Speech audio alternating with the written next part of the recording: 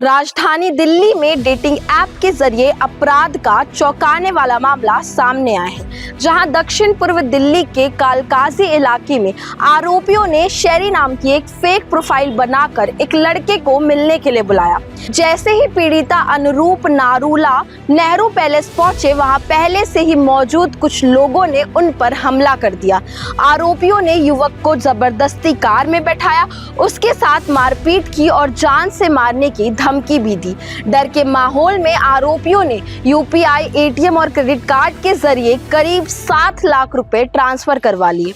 वारदात को अंजाम देने के बाद आरोपी ने युवक को नेहरू पैलेस के पास छोड़कर फरार हो गए और शिकायत न करने की धमकी भी दी गई। पीड़िता की शिकायत पर कालकाजी थाना पुलिस ने मामला दर्ज कर जांच शुरू कर दी गई है और CCTV footage, call details record और फास्टैग डाटा के जरिए पुलिस आरोपी तक पहुंची। पुलिस ने इस मामले में 5 आरोपियों को गिरफ्तार कर लिया है और उनके पास से 2 कार और 5 मोबाइल फोन भी बरामद किए गए हैं।